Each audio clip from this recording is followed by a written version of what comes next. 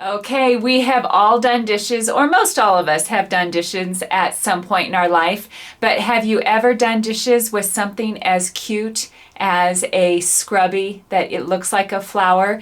In today's video, I show you how to take net and crochet it to make a cute little flower scrubby.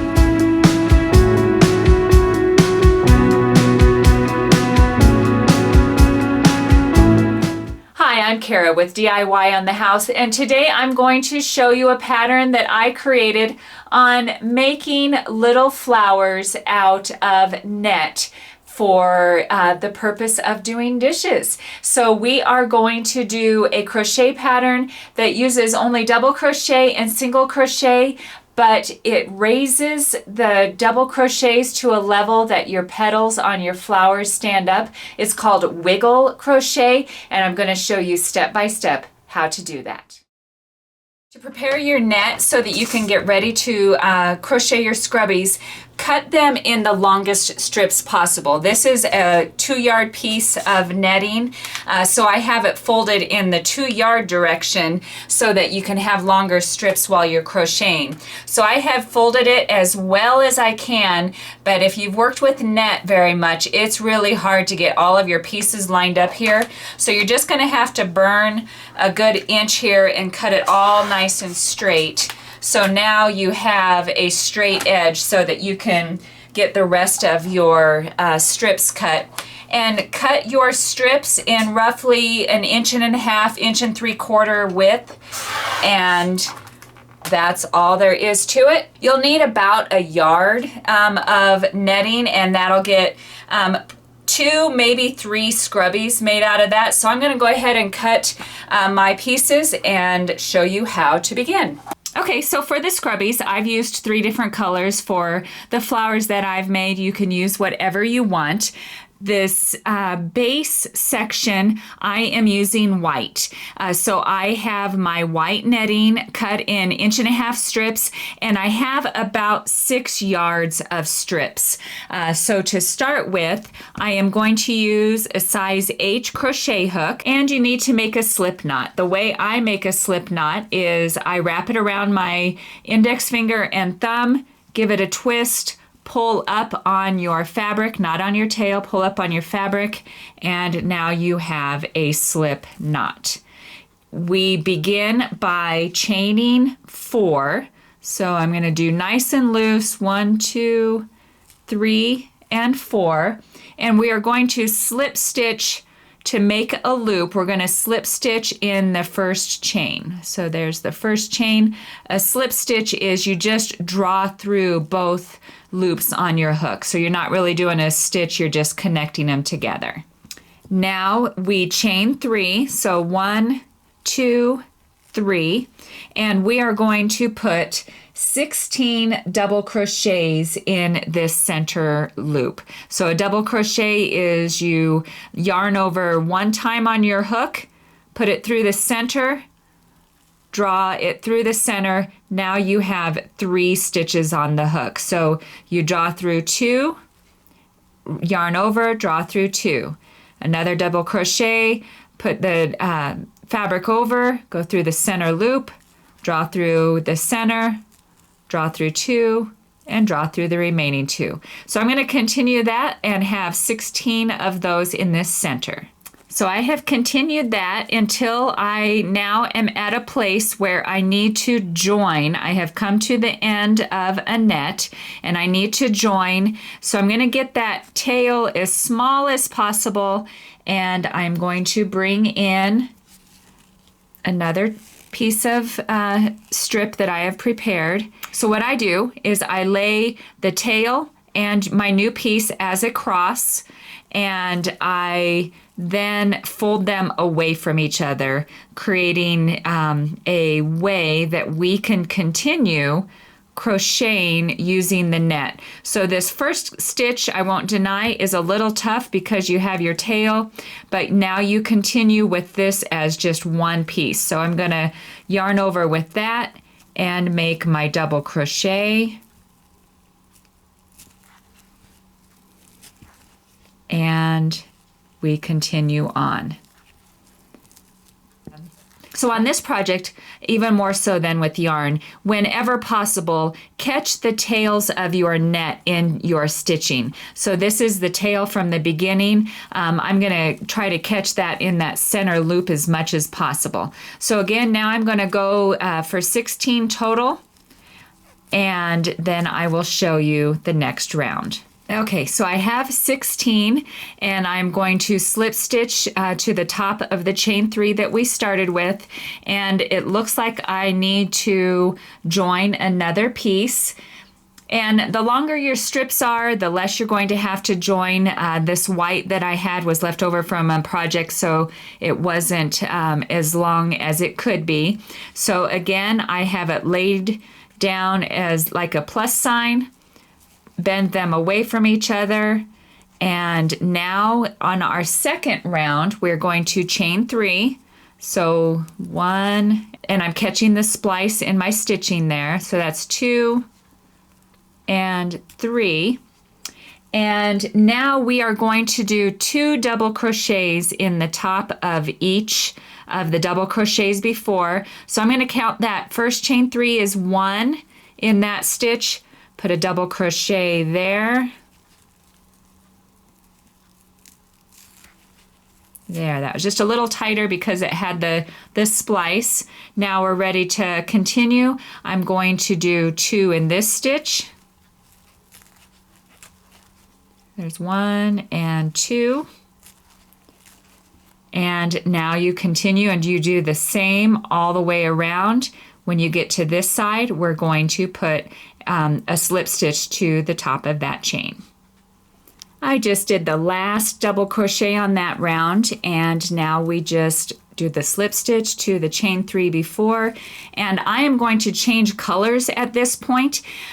So to do that, I just fasten this off and I just pull through the remaining net. And I'm going to leave a 3 or 4 inch tail so that I can catch this tail in stitching on the next round. And there's some tails here that, as you can see, and I am going to just trim this one because it's a little long, but I'll leave the other tails so that we can catch them in any future stitches. So here is the base. Again, this took about 6 yards of strips of netting. Now I have about 10 yards of my next color, and I am going to do yellow. But I'm going to show you on this one what I'm going to do so that you can get a visual. See how these stitches, they are dimensional. They're standing up on the base. So this is flat. These are standing up. So we're ready to do these that are standing up. It's actually called wiggle crochet, and you do your crochets on the post of the stitch below. So here we go. Okay, I am going to join my color on any one of the double crochet posts, the post being the long portion that goes up and down. I'm going to start my stitches there. So I'm going to put through my netting and draw through to get a starting point. And you start with a chain 3. Now on that post, so you're going to turn your projects just a little bit and kind of pinch it. I am going to do 2 more in that beginning post, 2 more double crochets, because my first chain 3 counts as 1. So here we have, you can see how the double crochets are standing on end.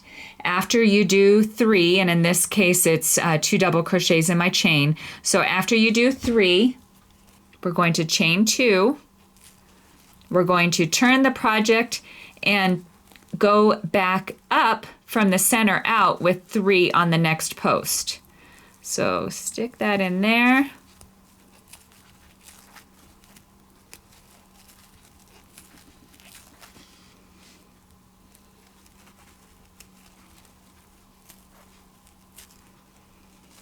So there you have, it's sort of like a horseshoe shape. You have went 3, chain 2, and 3 double crochets on the post. On this end, I'm going to chain 2, turn my project back the other way. I find it's just easier to kind of pinch it.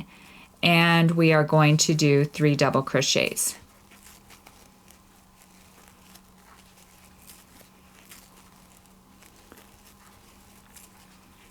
Chain 2 at the end of those and turn your project.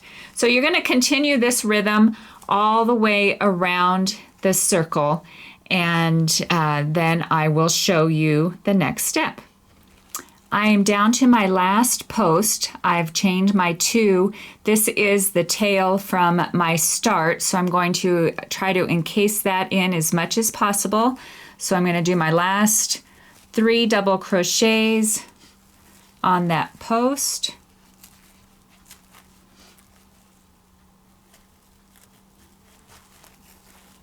I did have to grab another strip of yellow, so this takes about 12 yards.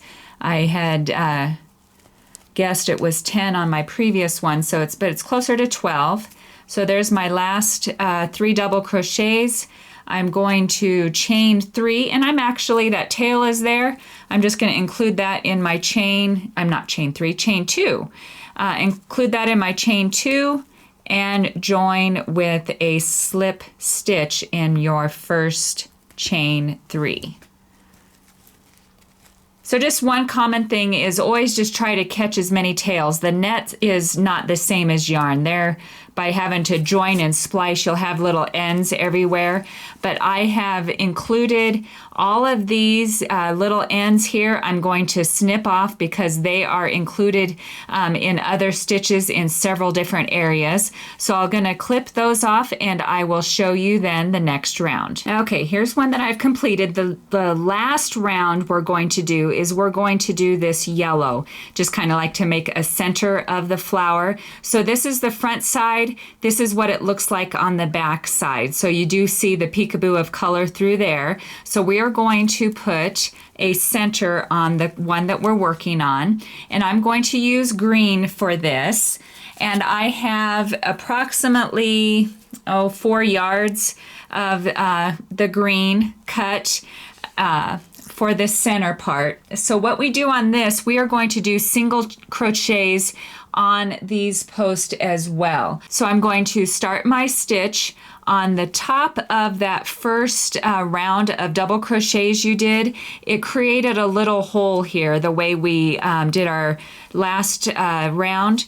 I'm going to chain 2, and I'm going to then go to that next hole that's created there, that next post, and put another single crochet. Chain 2, go to this next hole and a single crochet. Chain 2 in between each one and put a single crochet in the next hole. Okay, I've went around with my single crochet, chain 2, single crochet all the way around, and I'm catching the tails in as I go. I have to do 2 chains, and then I will join at the top of my beginning stitches just with a slip stitch. And since we are done, that's your final round, just pull through and pull the rest of your net, your tail through. So I only ended up using about maybe 3 yards of net. Oh, there we go.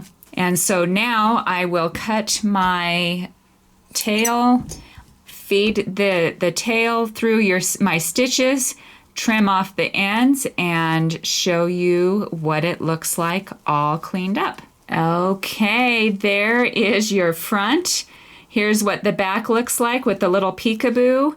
The color combinations are super fun. I have a handful of these made, just playing around with different colors, different combinations.